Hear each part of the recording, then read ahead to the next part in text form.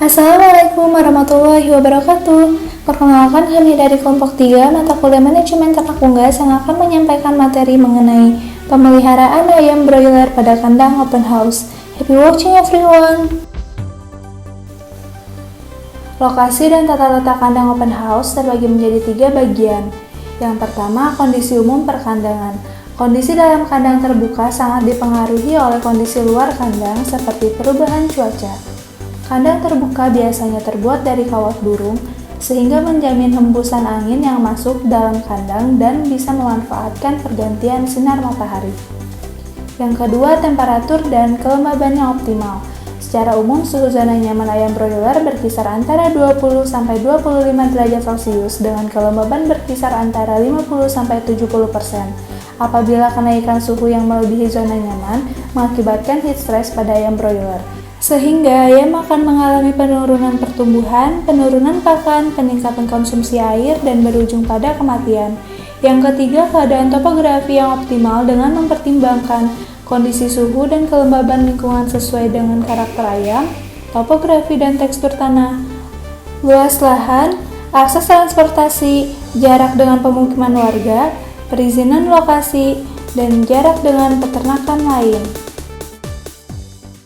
Konstruksi kandang open house terbagi menjadi 3 bagian. Yang pertama, konstruksi atap kandang. Berdasarkan konstruksi atap, kandang dibagi menjadi beberapa tipe, yaitu tipe jongkok, tipe A, tipe gabungan A dan jongkok, tipe monitor, serta tipe semi-monitor. Untuk ayam pedaging dan petelur komersial modern yang dipelihara di daerah tropis, sebaiknya peternak memilih atap monitor karena mempunyai kecepatan sirkulasi udara yang lebih tinggi. Yang kedua, konstruksi lantai kandang. Berdasarkan tipe lantainya, kandang dibedakan menjadi 2 macam, yaitu kandang lantai rapat atau liter atau postal, dan kandang lantai renggang. Dan yang ketiga, konstruksi dinding kandang. Berdasarkan konstruksi dinding dapat dibedakan menjadi kandang terbuka atau open house, kandang semi tertutup atau semi closed house, dan kandang tertutup atau closed house. Kandang sistem terbuka atau open house biasanya dindingnya terbuat dari kayu atau bambu. Untuk kandang semi closed house adalah gabungan dari sistem open house dan closed house, di mana dinding kandang ditutupi oleh tirai yang bisa dibuka tetapi sudah menggunakan bahan-bahan permanen. Kemudian untuk kandang tipe closed house merupakan kandang dengan dinding tertutup yang sudah terbuat dari bahan permanen. Peralatan kandang open house terbagi menjadi 4 bagian. Yang pertama, tempat pakan dan minum sesuai dengan umur dapat kita lihat melalui tabel yang telah disediakan berikut ini.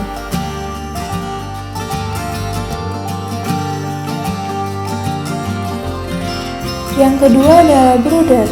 Brooder merupakan alat pemanas yang berfungsi sebagai penghangat ruangan agar anak ayam tidak kedinginan. Macam-macam brooder seperti lampu pijar, lampu minyak, kompor atau gas oled. Gas oled dapat menghangatkan anak ayam berjumlah 1000-1500 ekor. Yang ketiga, alat penerangan. Dalam kandang tipe open house atau terbuka, sumber cahaya umumnya berasal dari sinar matahari secara langsung pada siang hari dan lampu pijar pada malam harinya. 4 hal penting yang harus diketahui dalam program pencahayaan antara lain lumen atau luminous flux, color, spektrum, dan gelombang. Yang keempat adalah alat pembersih kandang.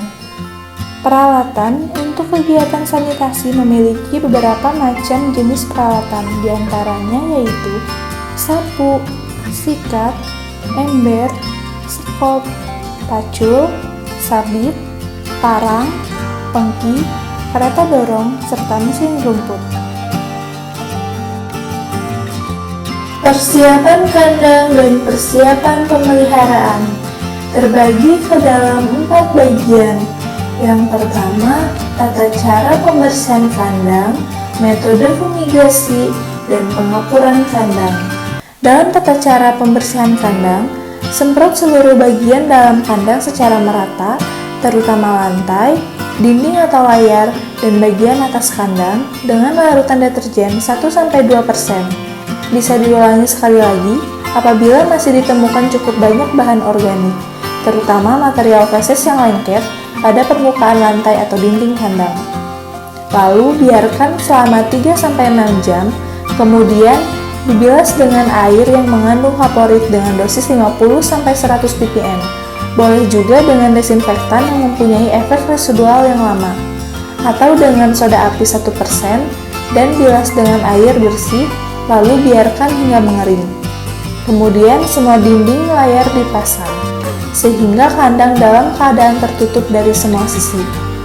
Semprot seluruh bagian dalam kandang, lantai dan tiang-tiang kandang, dan bagian luar kandang, lantai dan dinding setinggi 30 cm dari lantai dengan larutan kapur aktif 1-2%, lalu dibiarkan hingga mengering.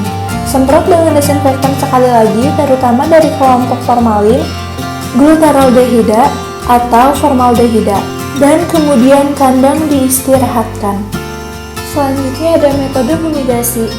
Dalam metode fumigasi, hal-hal yang perlu dipersiapkan antara lain wadah yang terbuat dari tanah liat atau kaca untuk mencampur bahan-bahan. Bahan-bahan yang diperlukan antara lain ada formalin dan kamen O4 atau biasa disebut dengan kalin permanganat atau PK. Tata cara melakukan fumigasi antara lain yaitu tutup seluruh ruang dengan menggunakan plastik atau terpal. Kemudian taruh wadah yang terbuat dari tanah liat atau kaca tadi di tengah ruang. Selanjutnya PK yang berbentuk tepung masukkan ke dalam wadah yang tersedia. Kemudian disiramkan formalin ke dalam wadah tersebut sesuai dengan dosis yang diinginkan. Lalu segeralah keluar dari ruangan karena asap akan segera menyebar. Dan biarkan gas formaldehida yang terbentuk dari reaksi kimia dari kedua unsur tadi habis menguap. Sifat gas formaldehida dapat membunuh kuman penyakit dengan cepat dan gas tersebut dapat mencapai celah-celah kecil yang lebih dalam yang mungkin tidak terjangkau pada waktu pembersihan. Tetapi karena gas ini beracun, harus ekstra hati-hati dan jangan ada ternak di sekitar tempat tersebut. Untuk dosis yang bisa digunakan adalah 20 gram kamen O4 dan 40 cc formalin per meter kubik. Digunakan bagi kandang yang belum pernah tercemar penyakit.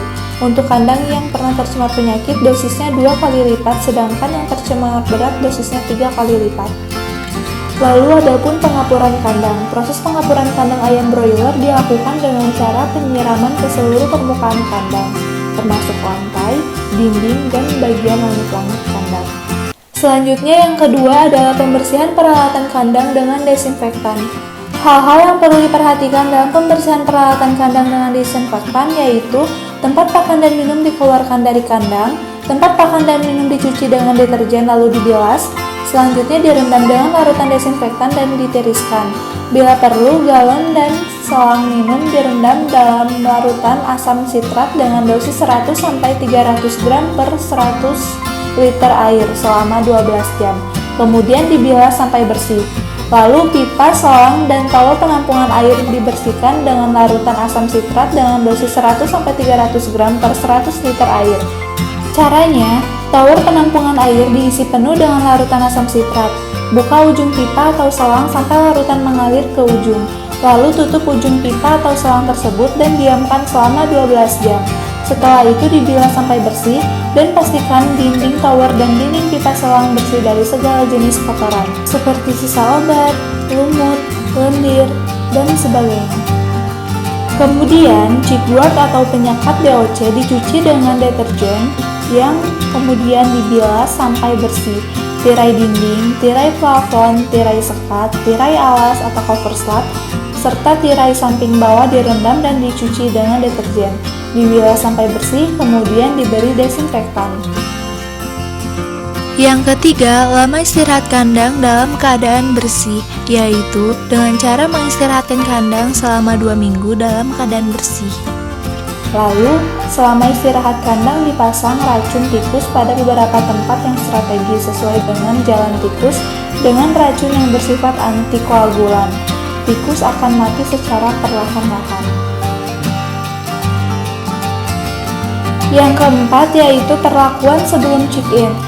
Pada saat 10 hari sebelum waktu check-in, semprot dengan insektisida yang berspektrum sempit di seluruh bagian dalam kandang secara merata, termasuk bagian luar kandang, terutama lantai. Pada 7 hari sebelum waktu check-in, semprot sekali lagi dengan desinfektan dari kelompok halogen atau fenol seluruh bagian dalam dan bagian luar kandang secara merata. Bisa juga menggunakan formalin dengan konsentrasi 1-2%. Kemudian pada saat 5-6 hari sebelum waktu check-in, dilakukan persiapan kandang seperti menebar litter, pemasangan feeder, chickboard, pemanas, dan sebagainya. Pada saat ini juga dilakukan pengujian terhadap semua peralatan, apakah dapat bekerja secara normal atau tidak. Kemudian pada 3-4 hari sebelum waktu check-in, dilakukan fumigasi kandang dengan formalin double dosis, yaitu 2 gram PK atau 3 cc formalin 35% untuk setiap meter kubik volume kandang.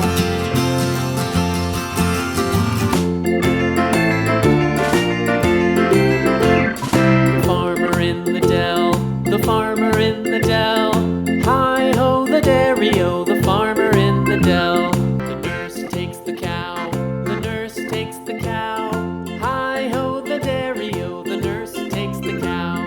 The cow takes the dog, the cow takes the dog, hi-ho the dairy-o, the cow takes the dog.